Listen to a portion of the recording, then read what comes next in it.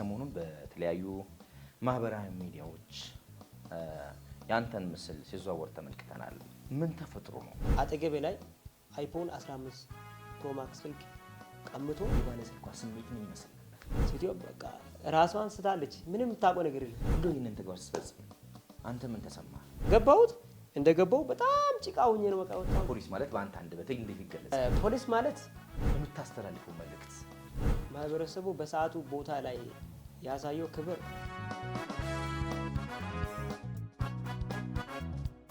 ሰላም ጤና ይስጥልኝ። እንዴት ከርማችኋል? የተወደዳችሁና የተከበራችሁ የኖቾ መልቲ ሚዲያ ፕሮግራም ተከታታዮች፣ ይህ ጌጣችን ፕሮግራማችን ነው።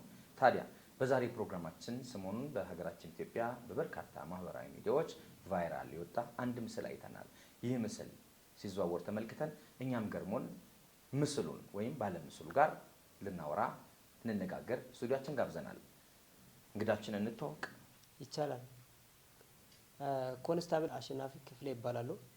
የተወለድኩበት ያደግኩበት በደቡብ ምዕራብ ኢትዮጵያ ክልል በከፋ ዞን በአዲዮ ወረዳ አሁን ባለውበት ሰዓት ላይ በ2015 የካቲት 5ኛ ወር ላይ ወደ ውትድርና ዓለም ተቀላቅዬ የኢትዮጵያ ፌዴራል ፖሊስ አባል ሆኜ አሁን ለሀገር ኢትዮጵያ እያገለግልኩ እገኛለሁ።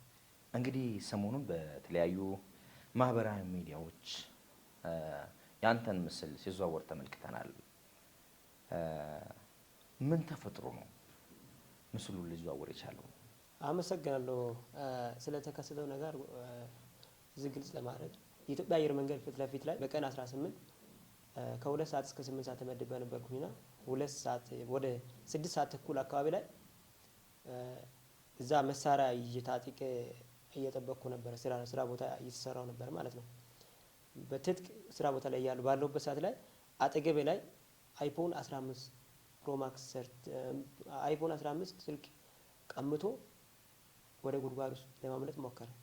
ስሞክር በሰዓቱ እኔም ትጥቅ ስለያዝኩኝ ትጥቁን ይዤ ጉድጓድ ውስጥ መግባት አልቻልኩም። ሮጥ ብዬ ቦታው ላይ ደረስኩኝ። እኔ ብቻ ነኝ ቀድሜ ደረስኩኝ፣ ሌላ ባል የለም። ከዛ መሳሪያን ይዤ መግባት ስለከበደኝ ቅርብ አመራር ነበረና ከኋላ ተከትሎ መጣና ተሾመ ዋና ሳጅን ተሾመ ይባላል እና በሰዓቱ ለሱ ትጥቁን አስረከብኩና ጉድጓድ ውስጥ ገባሁት። ከገባ በኋላ እንዳሰብኩት አይደለም፣ በጣም አሰቃቂ ነበርና ጨለማው ነው። በዛው ላይ ደግሞ የሆነ ቆሻሻ በጣም በቃ የሚያስጠላ ቆሻሻ ነው። ብቻ ሳይሆን እንደው ቢታይ ችግር የለውም፣ ያ የገባው ሌባው ራሱ አይታየውም።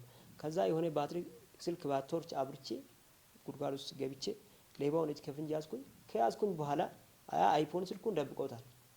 በሰዓቱ ውሃ አይፎን ስልክ ስለማይገባ ውሃ ውስጥ የሆነ ድንጋይ ስር አስቀምጦት ሲጠይቀው ስልኩ የታለ ስለው ሌላ ሌባ ወስዷል አለ። ከዛ በኋላ ለማሳመን እንደምንም አድርጌ ሞከርኩት። አመነኝና ከደበቀበት ቦታ አመጣና ሰጠኝ። ስልኩን ለልጅቷ ካስረከብኩ በኋላ እሱ አልወጣልኝ አለመጠኝ። ምክንያቱም ደክሜ ያለው ምናምን እያለ በቃ እዛ ውስጥ ለማምለጥ ለመሄድ ይሞክራል። በሰዓቱ እንደምንም አድርጌ እየጎተትኩኝ ወደ በር አካባቢ አስጠጋሁና በሰዓቱ ቦታ ላይ ያሉ ሰዎች በእነሱ ይገዛ እንደምንም አድርገው አወጡና ከዛ እኔም ተከትዬ ወጣሁት። በጣም የሆነ ቱቦ ምናምን ይዤ ወጣሁ ከጭቃ ውስጥ። ሰውነቴ እንዳለ ከዚህ በታች በስብሷል፣ ግን አልተቀረጸም። በሰዓቱ ቢቀረጽ በጣም የሆነ እኔ እንጃ ሚዲያ ላይ እንደዚህ ቫይራል ይሆናል ብዬ አላሰብኩትም ነበረ። ከዛ ሰውነቴ በጣም በስብሶ ስለነበረ ሰዎች በቃ ያሳዩት ክብር፣ ፍቅር እኔ ቃላት ያጥረኛል። ብቻ ከወጣሁ በኋላ ውሃ ይዞ ምናምን ቱቦ ላይ ውሃ ይዞ ምናምን ሰውነቴን ያጥቡኛል። የኔ ልጅ ጀግና ምናምን እያሉ በቃ ከምንም በላይ እዛ ቦታ ላይ ያሉ ሰዎች ይሄ ቪዲዮ ከደረሰ በጣም የላቀ ክብርና ምስጋና አለኝ። ምክንያቱም በጣም በቃ እኔ ጀግና እያሉ ወኔና ጀግነትን ነው ያስታጠቁኝ። በጣም ኮራሁበት። በቃ ቀብረር ያልኩበት በጣም ምንም አላዘንኩበትም፣ ኮራሁ ነው ያልኩት በቃ። ምክንያቱም እንደዚህ ክብር ሲያሞግሱኝ ምናምን በጣም ደስ አለኝ እና በሰዓቱ አወጥቼ ከዛ አዲስ አበባ ፖሊስ ነበረ። ሲንገባ የለም፣ አዲስ አበባ ፖሊስ የለም። ስወጣ እንደ ጥምቀተ ባህር ሆኖ ነው ያየሁት። ማለት ዙሪያው ተከቧል በሰዎች ምናምን። ከዛ አዲስ አበባ ፖሊስ በሰዓቱ ነበረ። ለአዲስ አበባ ፖሊስ የሚመለከተው አመራር ከቅርብ አመራሮች ጋር አስረክበ ነው እዛው ቀጥሏል። ክስ ምናምን መስርታለች፣ በዛው ጸና። ከኔ በቃ አለቀ። በሰዓቱ እኔም ፎቶ በቃ ሶሻል ሚዲያ ያዛወሩ እንደዚህ ቫይራል ሊሆን ይችላል። ይሄ ነው ያለው ነገር። በጣም የሚገርም ነው። በጣም ለህይወት ያሳሳ የፖሊስነት ክብርን የሚመጥን ተግባር ነውና የሰራው በጣም የሚያኮራል። ልትመሰገን ይገባል። እንደው ይህንን ተግባር ስትፈጽም አንተ ምን ተሰማህ? በቃ ወኔና ጀግነት ነው የታጠቅኩት አልኩኝ እኮ በቃ በጣም ኮራው አልኩኝ እኮ በቃ። ምክንያቱም ይሄ ነገር አልተለመደም ከዚህ በፊት። ጉድጓድ ውስጥ ስትገባ ቁርጠኝነት ያስፈልጋል። ስትገባ እሞታለሁ ብለህ ነው የምትገባው። ምክንያቱም ድምፅ አልባ ጦሮች መሳሪያዎችን ምናምን ይዛሉ። ለምሳሌ ሳንጃ አይነት ምናምን ጋንግስተሮች ለማዳ ናቸው። ጉድጓድ ውስጥ ሲገቡ ጩቤ ሳንጃ ምናምን ይዘው ነው የሚገቡት። ይወጋሉ ከተከተልኳቸው። ምክንያቱም ያውቃሉ አቅጣጫውን ምናምን። በቃ የእነሱ ቤት ነው፣ አይፈሩበትም። እነሱ በቃ ስራ ነው፣ የእነሱ ስራ መተዳደሪያ ነው። ለእኔ ደግሞ አዲስ ነው። እኔ በዛ ሰዓት ሲገባ ግዴታ በቃ ይህን ነገር ማስመለስ እንዳለብኝ መስዋዕትነት እስከ ህይወት መስዋዕትነት መክፈል እንዳለብኝ ወስኛ አምኜ ነው የገባሁት። ቅርብ አመራርም እንደዚህ ነው አደረገኝ። በቃ ወስኛለሁ። የገጠመውን ነገር በቃ ማለት ግዴታ በቃ መዋጣት ስላለብኝ ገባሁት። እንደገባሁ በጣም ጭቃ ሁኜ ነው በቃ ወጣሁት። በጣም ታግዬ ነበር። ትግሌ ደግሞ ከምንም በላይ በቃ የጠገብኩት በምስጋና ነው እና ይሄ ነበር ያለው ነገር።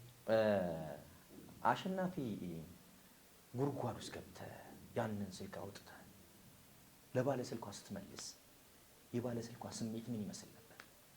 እሷ ራሷን አታውቅም። በሰዓቱ ስታለች ማለት አይፎን ስልክ አሁን በጣም ውድ ነው ከዚህ ከኑሮ አንፃር ምናምን። ሴትዮ በቃ ራሷን ስታለች። ምንም የምታውቀው ነገር የለም። በቃ ደንግጣ ቴንኪው ራሷ አላለች። ምንም የምታውቀው ነገር የለም። እግዚአብሔር ነው በቃ ምንም ያሳየችው ነገር የለም። ግን ከምንም በላይ ከሷም ከምንም በላይ የሰዎች ምስጋና በቃ እኔ በቃ ጠገብኩት እኮ ምስጋና አልፈልግም ከሷ። እንግዲህ ብዙ ነገሮችን ስለምስሉ አውርተናል፣ ስለ ተግባር አውርተናል እና እንደው ፖሊስ ማለት በአንተ ቋንቋ ፖሊስ ማለት በአንተ አንደበት እንዴት ይገለጻል? ፖሊስ ማለት ሀገር ማለት ነው። በአጭሩ በትንሹ አገላለጽ አንዲት ሀገር ማለት ነው።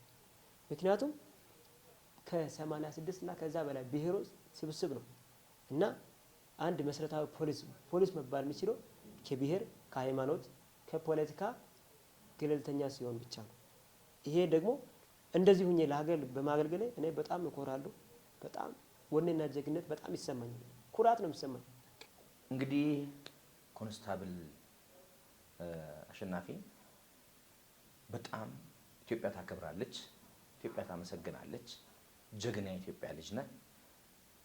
እኛም በሚዲያችን ስም ላደረከው ለፈጸምከው ጀብድና ተግባር በዚህ አጋጣሚ እናመሰግናለን።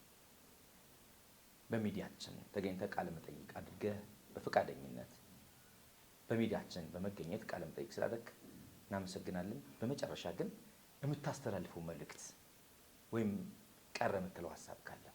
አመሰግናለሁ።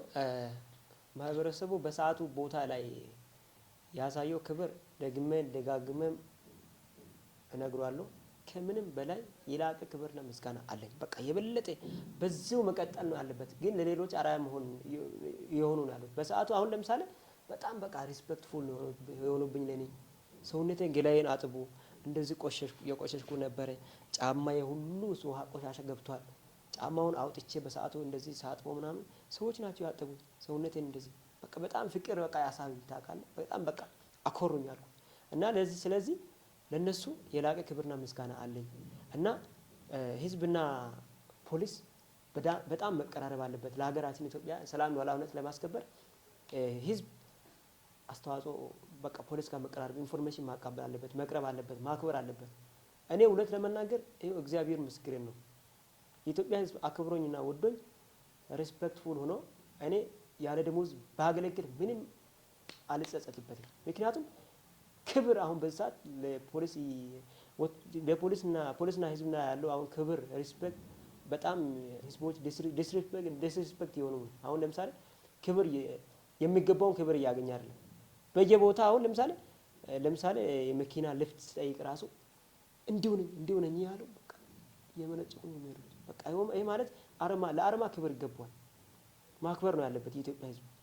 ለኢትዮጵያ ህዝብ ብሎ ነው በራብ በጥማት እየተጎዳ ቀንና ማታ ሰለቸኝ ደከመኝ ሳይል እየሰራለሁ። ይሄን ሊረዳ ይገባዋል ብዬ አስባለሁ። ስለነበረኝ ቆይታ ከልብ ላመሰግነው እወዳለሁ።